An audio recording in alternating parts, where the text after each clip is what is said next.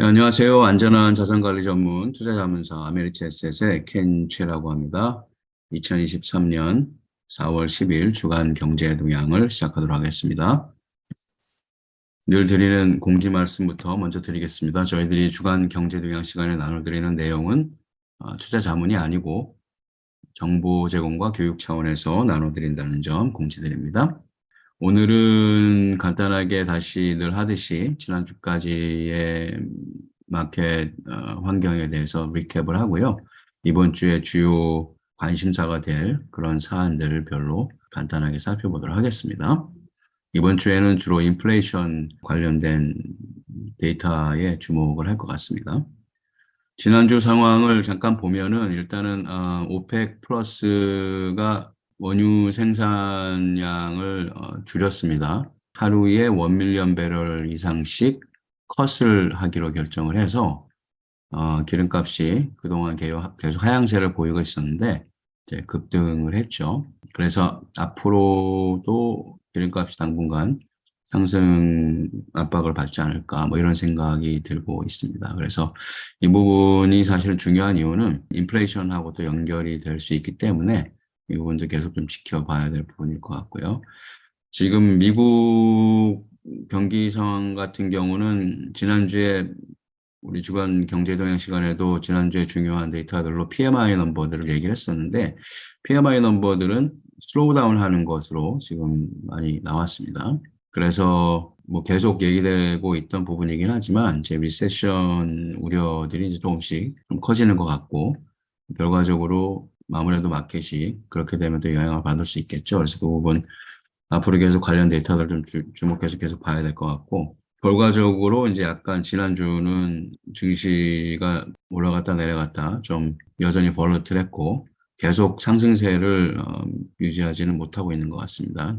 지금 현재 사실은 약간 인플렉션 포인트에 있는데 이런 다른 데이터들이 뭐 리세션 우려가 좀 높아지게 하는 데이터들도 있고 또 기름값이 다시 올라갈 가능성이 있고 결과적으로 인플레이션의 상승 압박을 다시 뭐 줄 수도 있고 하기 때문에 여전히 좀 불안한 그런 장세는 계속 이어지고 있다. 뭐 이렇게 볼 수 있을 것 같습니다. 그래서 이번 주에는 특별히 이제 미국의 CPI 넘버가 있고 수요일 날 있죠. 그리고 수요일 날은 FOMC 미닛이 이제 회의록이 또 발표가 되고 FOMC 미팅 하고 나서 이제 미닛 그 회의록이 이제 좀 후에 이제 발표가 되는데 FOMC의 결정 레이트 디시전 그 배경에 어떤 것들이 있는지 조금 이제 상세하게 들여다볼 수 있는 그런 자료라고 볼 수 있습니다. 그래서 시장이 이 부분도 아마 주목해서 볼 것 같고요. 이제 금요일 날은 미국의 이제 리테일 세일즈 넘버가 예정이 되어 있습니다. 중국의 인플레이션 관련 데이터가 이제 투스데이, 현지 시간 투스데이니까 여기 시간 아마 오늘인 것 같은데 제가 지금 나왔는지 안 나왔는지 모르겠습니다. 근데 아무튼 중국발 인플레이션 데이터들이 이제 예정이 되어 있습니다. 이 부분들이 시장에 이제 이번 주에는 영향을 미칠 수 있는 그런 주요 키 이벤트들이다. 이렇게 볼 수 있을 것 같아요. 미국의 인플레이션 뭐 트렌드를 보시면 차트에서도 금방 알 수 있듯이 대체적으로 지금 지난해 고점을 찍고 나서 6월인가 7월이죠. 고점을 찍고 나서 지금은 내려가는 트렌드를 보이고 있는 것은 맞습니다. 여기 보면 CPI, Core CPI, PCE, Core PCE가 다 지금 하향 곡선을 그리고 있는 상태죠. 그래서 일단은 인플레이션 트렌드 자체는 시장 입장에서 봤을 때 긍정적이라고 볼 수 있지만 내려가는 스피드가 좀 최근에는 좀 더뎌진 것 같고 여전히 연준이 타겟을 삼고 있는 2%에 비해서 높기 때문에 이 부분이 계속 시장이 관심을 갖고 지켜봐야 하는 그런 데이터 포인트다 이렇게 말씀을 드릴 수 있을 것 같아요. 조금 더 자세하게 보면은 지금 현재 PC 넘버는 지난주에 나왔었죠. PC 넘버하고 이제 코어 PC 넘버가 계속 하락세를 타고 있기는 한데 이제 추가적으로 인플레이션이 우리가 원하는 방향으로 더 내려가고 있구나라는 걸 이제 확인을 하려고 하겠죠. 시장 입장에서는. 그래서 이번 주에 이제 CPI 넘버에 대해서 시장이 아마 주목을 할 테고 만약에 CPI 넘버가 이제 소프트하게 나오면 지금 상황은 조금 여전히 계속 복잡하긴 했지만 지금 상황도 또 약간 마켓이 이걸 어떻게 해석을 할지 사실은 뚜껑을 열어봐야 될 것 같습니다. 왜냐하면은 계속 기대하기에는 인플레이션이 계속 내려오기를 원했고 연준이 금리 인상을 더 이상 공격적으로 가져가지 않기를 계속 원했던 건데 이제 이번에 CPI 넘버가 이제 소프트하게 나오면은 그런 면에서는 이제 긍정적이라고 볼 수 있지만 또 동시에 지금 PMI 데이터와 연관지어서 생각을 해보면은 이제 리세션 피어가 다시 이제 올라가고 있다고 아까 말씀을 주셨었는데 인플레이션이 잡히는 건 좋지만 동시에 이제 그게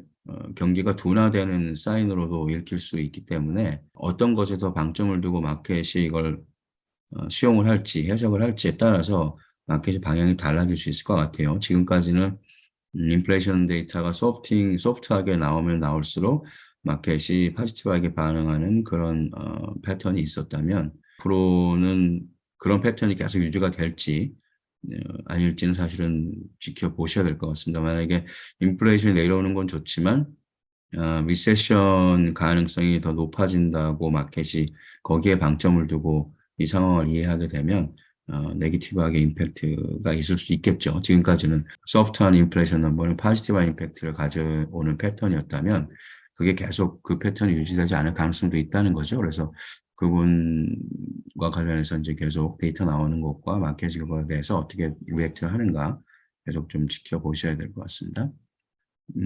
연결돼 있는 데이터지만 이제 그래서 중요하게는 이번 주에 리테일 세일즈 넘버가 나오죠. 리테일 세일즈 넘버가 만약에 약하게 나온다고 하면 그 얘기는 인플레이션 프론트에서는 인플레이션이 더 소프팅할 가능성이 더 높은 거고 그만큼 인플레이션이 더 내려갈 수 있는 가능성은 높아지겠지만 그만큼 경기가 둔화되고 있구나라는 걸 확인시켜주는 넘버가 될 거기 때문에 그래서 이 부분이 이제 뭐 달러에 대해서 그렇고 이제 시장에 대해서 그렇고 사실은 네기티브하게 영향을 줄 수 있는 약하게 나올 경우에 그런 데이터 포인트다 이렇게 볼 수 있을 것 같아요. 그래서 여기 보면 뭐 consumers are usually the last to react to a turn down이라고 되어 있는데 소비 지출이 보통 경기가 떨어질 때 이제 소비자들이 이제 마지막으로 리액트를 한다 뭐 이런 의미이긴 한데 실제로 이 넘버가 그래서 요번에 어떻게 나오냐에 따라서 실제로 리세션 경기 둔화가 진행이 되고 있구나 그 경기 둔화의 속도가 높아지고 있구나 뭐 이런 식의 해석이 가능할 것 같아요. 그래서 이 넘버에 따라서 또 이번 주도 그렇겠지만 이제 다음 주 그 다음 이번 달에 마켓이 어떻게 움직일 것인지에 대해서 영향을 미칠 수 있는 그런 중요한 데이터다 이렇게 볼 수 있을 것 같습니다. 그리고 이거는 이제 글로벌 인플레이션이라고 되어 있는데 여기 보시면 뭐 이제 각국의 미국을 제외한 다른 나라들의 인플레이션 트렌드죠. 그래서 전체적으로 다른 나라들도 고점을 찍고 지금 내려가고 있는 상황이고 비교적 아시아 쪽은 미국이나 유럽처럼 높은 인플레이션은 아니었죠. 그렇지만은 그쪽도 인플레이션을 경험을 했고 현재는 좀 내려오고 있는 상황이고요.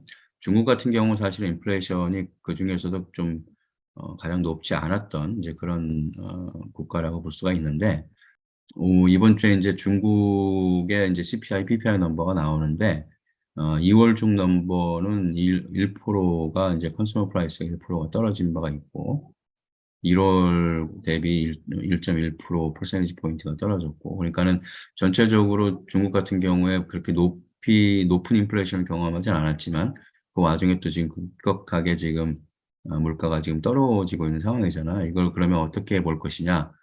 좋은 것이냐, 나쁜 것이냐? 다른 컨텍스트하고 비교해서 봐야겠죠. 좋을 수도 있고 나쁠 수도 있고. 그래서 차이나가 중국 같은 경우에 이제 기본적으로 경제가 스포츠를 많이 하는 그런 경제 구조라고 봤을 때 물가가 떨어진다는 건 여기 제가 이제 대략 라지컬리 팔로우 하실 수 있게 정리를 했는데 물가가 떨어진다는 거는 이제 중국 내에서 떨어진 물가가 사실은 이제 엑스포트 되는 거잖아요. 그건 이제 엑스포트 디플레이션이라고 그러는데 그 얘기는 뭐냐면은 중국 쪽에서 뭐 만들어지는 물건이든 뭐 노동력이 투여야 되는 거든 전체적으로 물가가 떨어지면은 밖으로 나가는 것들의 물가가 떨어질 테고 그렇게 되면 이제 해외의 물가도 역시 상승 압력이 더 약화되겠죠.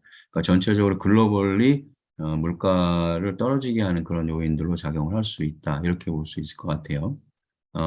전반적으로 아까도 말씀드렸지만 아시아 쪽에서는 인플레이션이 대체적으로 낮았던 수준이고, 그 얘기는 뭐냐면은 중국 같은 경우에 계속 인플레이션이 이렇게 뚝뚝 떨어져 주면 아무래도 더 경기 부양을 위해서 공격적으로 타이트닝 팔러시가 아니라 이제 완화하는 팔러시를 쓸 수가 있겠죠. 그래서 돈을 더 풀 수가 있는 여지가 생긴다고 볼 수가 있고, 그게 이제 more stimuluus라고 지금 여기 이제 써 적혀 있는 거고, 중국은 올해 사실은 경제 성장률을 타겟을 한 5%로 잡은 바 있죠. 그래서 이걸 달성하기 위해서 더 적극적으로 경기 부양을 위해서 돈을 더 많이 풀 수 있는 이제 그런 여지가 생긴다, 이렇게 볼 수 있을 것 같아요. CPI가 내려간다는 거는. 그렇게 되면 결과적으로 전체적으로 인베스트먼트가 늘어나고 리스크 온 센티먼트가 이제 확장이 되겠죠. 그러니까 긍정적인 그런 영향을 줄 수 있다고 우리가 생각할 수 있을 것 같아요, 이런 라직에 따르면.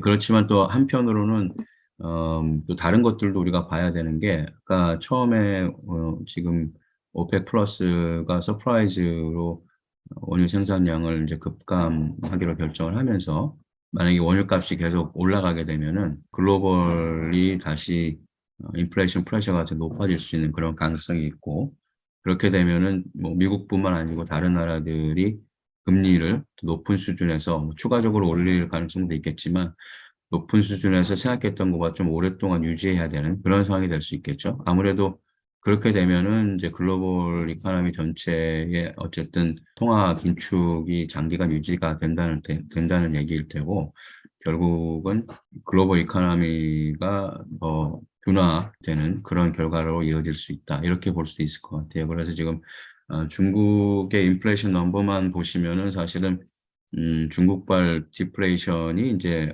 엑스포트가 될 가능성이 있고, 중국 경기 부양을 위해서 중국 정부 입장에서는 더 통화 정책 차원에서는 더 적극적으로 완화하는 경기 부양을 위한 그런 정책을 쓸 수 있는 룸이 생기고, 그렇게 되면 이제 경기가 전체적으로 글로벌 이코노미에 포지티브한 영향을 미칠 수가 있는데, 반면에 이제 오일값 같은 경우가 이제 사실은 추가적인 인플레이션 프레셔를 주면서 그것 때문에 이제 금리가 높은 수준에서 장기간 유지가 될 수 있고, 예, 그것 때문에 이제 경기 둔화가 실제로 현실화되고 가속화될 수 있는 가능성도 있다. 그래서 양쪽 측면이 다 있기 때문에 이 부분은 계속 관련 데이터들 나오는 것 보면서, 실제로 경기가 어떻게 진행이 되는지 보면서 계속 모니터를 해야 되는 그런 상황이다, 이렇게 볼 수 있을 것 같습니다. 그래서 현재 상황은 여전히 우리가 not out of the woods라는 표현을 많이 쓰는데, 지금 리스크가 있는 것들이 그 인바이러먼트가 지금 확실하게 개선되는 상황은 아니기 때문에 여전히 리스크 관리에 좀 신경을 써야 되는 그런 환경이다라고 이렇게 말씀드릴 수 있을 것 같습니다. 네, 이번 주 주간 경제 동향은 여기까지로 마치도록 하겠습니다. 감사합니다.